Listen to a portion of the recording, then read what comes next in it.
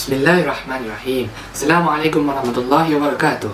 Apa khabar semua? Semoga kita semua sihat di samping keluarga dan dapat menerima baru ini, insya-Allah.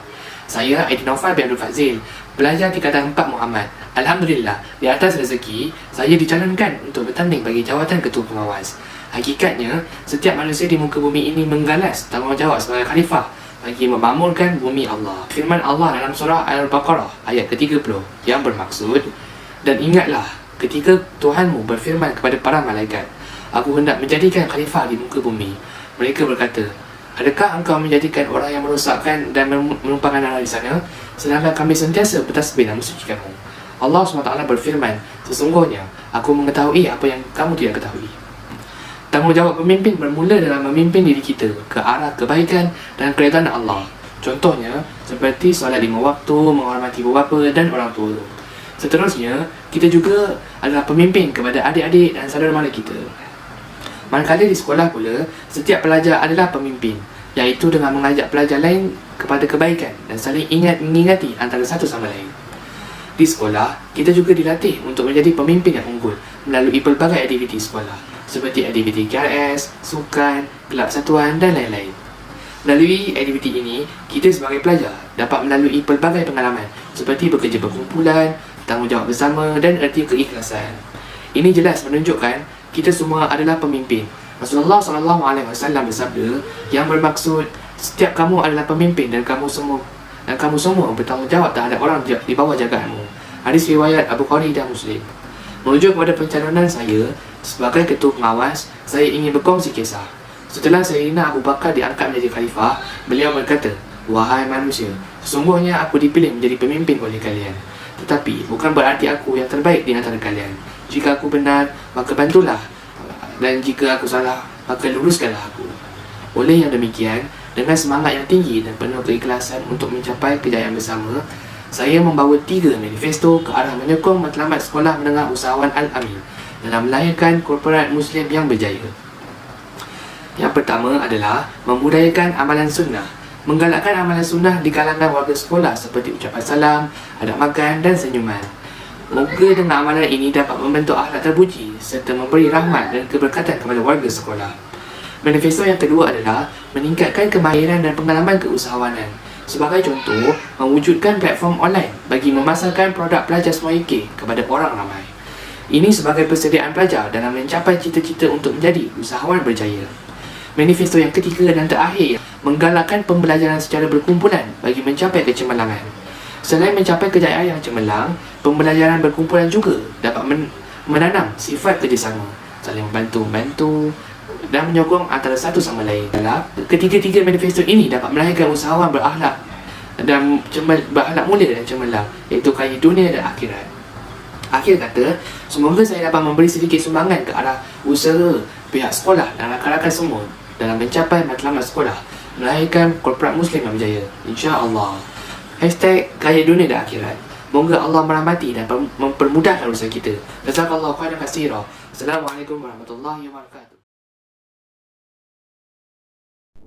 Assalamualaikum warahmatullahi wabarakatuh. Nama Ana Marisha. Ana dari kelas 4 Muhammad. First kali Ana nak ucapkan ucapan terima kasih kepada guru-guru kerana dicalonkan untuk bertanding jawatan penolong ketua pengawas. Terima kasih banyak-banyak.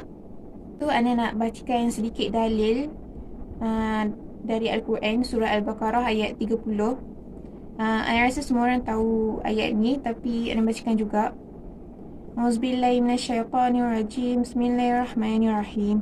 Wa idza qala rabbuka lil malaikati inni ja'ilun fil ardi khalifah qalu ataj'alu fiha man yufsidu fiha wa yasfiku ad-dima'a wa nahnu nusabbihu bihamdika wa nuqaddisu lak qala inni a'lamu ma la ta'lamun. Maksud dia, ingatlah ketika Tuhanmu berfirman kepada para malaikat, sesungguhnya aku hendak menjadikan seorang khalifah di muka bumi. Mereka berkata, mengapa engkau hendak menjadikan khalifah di bumi itu, orang yang akan membuat kerosakan padanya dan menumpahkan darah, padahal kami sentiasa bertasbih dan memuji engkau dan menyucikan engkau. Tuhan berfirman, sesungguhnya aku mengetahui apa yang tidak kamu ketahui. So dalam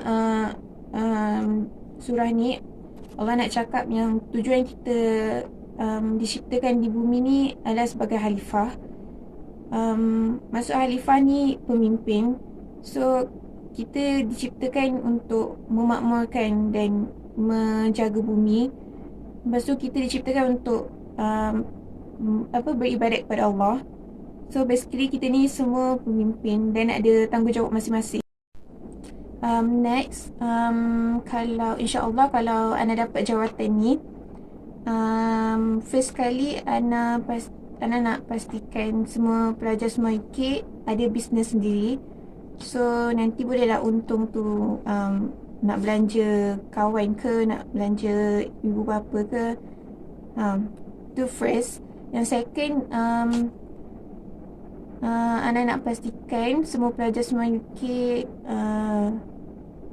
bantu ibu bapa bayar yuran sebulan, InsyaAllah.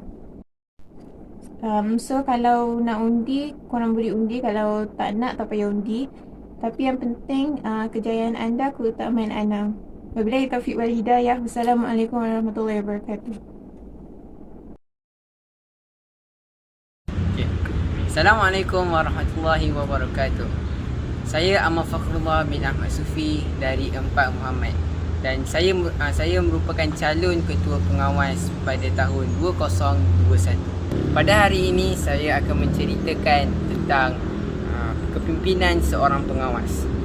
Terdapat hadis tentang kepimpinan yang membawa maksud setiap dari kamu adalah pemimpin dan setiap dari kamu bertanggungjawab atas benda yang dipimpin. Menjadi seorang ketua dapat membentuk sifat tanggungjawab. Sebagai contoh, sebelum ini kita disuruh oleh ibu bapa kita untuk menjaga solat, untuk menjaga amalan dan lain-lain. Tapi apabila kita menjadi seorang ketua, kitalah yang mengajak orang lain untuk membuat kebaikan. Kitalah yang mengajak orang lain untuk menjaga solat. Justru ia dapat membentuk diri kita sebagai seorang pemimpin yang baik di dunia. Seterusnya, saya akan menceritakan dua manifesto saya. Andai saya terpilih, saya ingin mewujudkan budaya Get Fit. Andai saya terpilih, saya ingin mewujudkan budaya Get Fit. Untuk itu, saya ingin mengajak guru-guru dan rakan-rakan untuk bersenam sekurang-kurangnya 30 minit seminggu. Yang kedua, saya ingin mencadangkan kepada pihak pengurusan berkenaan dengan aktiviti outdoor. Hal ini dapat menyebabkan pelajar kita menjadi lebih aktif dan ceria. Sebab kata pepatah, akal yang sihat datangnya dari badan yang cergas. Tiada apa yang saya minta melainkan undian dari anda semua. Jadi undilah saya. Assalamualaikum warahmatullahi wabarakatuh. Nama Ana Fatin Namia binti Muhammad Zulkifli. Ana daripada kelas 4 Muhammad dan Ana merupakan salah seorang yang dicalonkan sebagai penolong ketua pengawas tahun 2021. Sebelum Ana mencadangkan manifesto-manifesto yang telah Ana sediakan, Ana akan memberitahu serba sedikit tentang bagaimana seseorang tu menjadi pemimpin di sekolah. Yang pertama, seorang tu perlulah menjadi contoh kepada pelajar-pelajar lain. Misalnya, membantu guru membawa buku ke kelas ataupun berpuasa sunat pada hari Isnin dan Khamis.